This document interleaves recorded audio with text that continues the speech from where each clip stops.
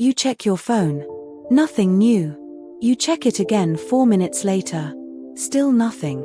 But you check it anyway. This isn't weak willpower. It's not a character flaw. It's 2 million years old, and it's still running the show. Somewhere inside your skull is a circuit that was never built for notifications. It was built for berries. It was built for footprints in the mud, for rustling grass, for the difference between a shadow and a predator. That circuit doesn't know what a phone is. It only knows one thing: something might be there. And that single possibility is enough to make you look. Here's the strange part. If your phone buzzed every single time, you'd get bored of it fast. Certainty is boring. Your brain stops paying attention to things it can predict. But uncertainty is the most addictive substance your nervous system has ever encountered, and it didn't need a lab to invent it. It was already built in. In the 1950s, a psychologist named B.F. Skinner ran a simple experiment with pigeons. He gave them a lever. Sometimes it dropped food. Sometimes it didn't. The pattern wasn't fixed. It was random. And something unexpected happened. The pigeons that got food on an unpredictable schedule pressed the lever far more obsessively than the pigeons who got food every single time. Skinner called it a variable reward schedule. The birds weren't chasing food anymore. They were chasing the chance of food. That's a different drug entirely. Your ancestors lived on a variable reward schedule long before Skinner named it. Foraging didn't come with guarantees. Some bushes had fruit. Some didn't. Some hunts worked. Most didn't. A brain that gave up after one empty bush would starve. So evolution favored brains that kept checking, kept looking, kept trying, even after disappointment, because the next bush might be the one. That hunger for maybe is not a bug in you. It's the whole reason your ancestors survived long enough to become your ancestors. Now fast forward. Put that same ancient circuit in front of a small glowing rectangle that can, at any second, contain a message, a like, a photo, a piece of news that changes everything. The rectangle behaves exactly like Skinner's lever. Most of the time, nothing. Occasionally, something. And your brain cannot tell the difference between checking for berries and checking for notifications. To the oldest parts of your mind, it's the same behavior, wearing a different costume. There's a chemical at the center of this, and it's been badly misunderstood for decades. Dopamine is often described as the pleasure chemical. That's not quite right. The neuroscientist Wolfram Schultz, working with primates in the 1990s, found something more unsettling. Dopamine doesn't spike when the reward arrives. It spikes in anticipation of the reward, especially when the reward is uncertain. The chemical rush isn't the payoff. It's the wanting. It's the maybe. Your brain rewards you for reaching, not for receiving. Which means the moment right before you unlock your phone, that flicker of what if there's something, is often more chemically potent than whatever is actually waiting on the screen. You already knew this, somewhere. Think about how flat it feels to open an app and find exactly what you expected. No surprise. No spike. Just scrolling. There's a second ancient system layered on top of this one, and it has nothing to do with food. It has to do with people. For most of human history, you lived in a group of somewhere between 50 and 150 people. The anthropologist Robin Dunbar spent years studying primate brain size against social group size, and found a consistent pattern across species. Bigger social groups required bigger brains, specifically in the regions handling relationships, memory, and social tracking. Humans landed at roughly 150 stable relationships, a number now known as Dunbar's number.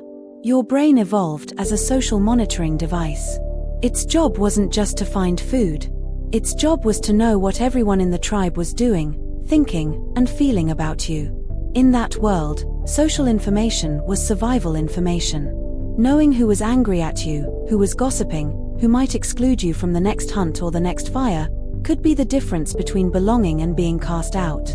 And being cast out, alone, without a group, was close to a death sentence.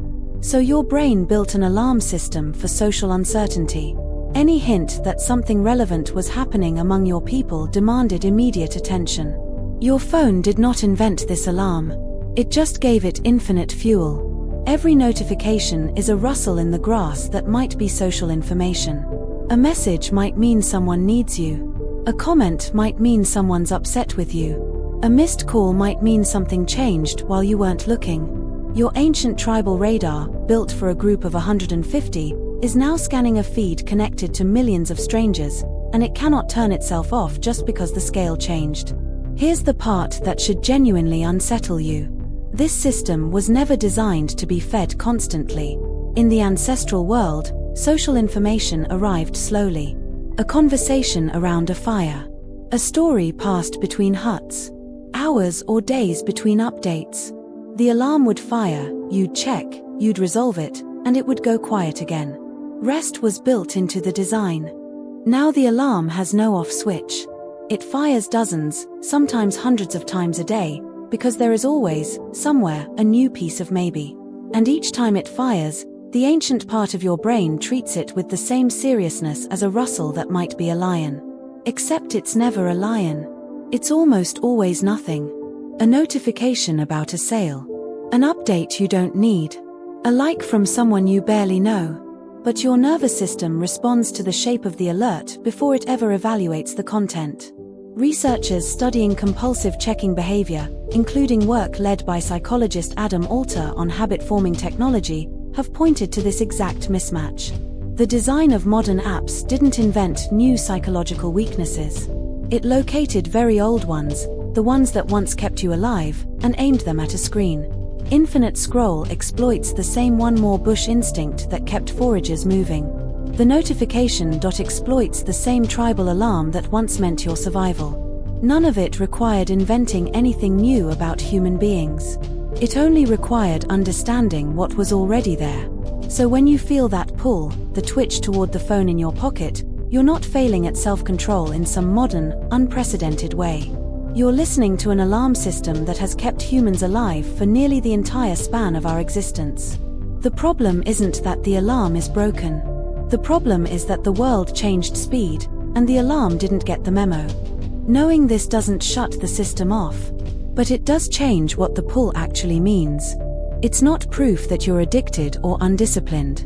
It's proof that you're running very old, very effective software in an environment that never stops offering it new reasons to fire. The ancestors who survived were the ones who kept checking the bushes, kept scanning the tribe, kept reaching for maybe. You're their descendant. Of course you keep reaching too. You check your phone. Nothing new. And somewhere behind that small disappointment is a 2-million-year-old voice, still doing exactly the job it was built for, still waiting for you to find the one thing that changes everything. And that's it for today. If your brain is already reaching for your phone right now, that's exactly the point. Thanks for watching. If this made you furious, good. That feeling means something clicked. Hit subscribe so your ancient tribal radar never misses the next one.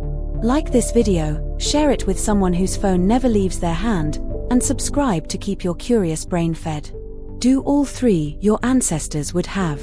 See you in the next one, where we dig up another truth your brain has been hiding from you your whole life.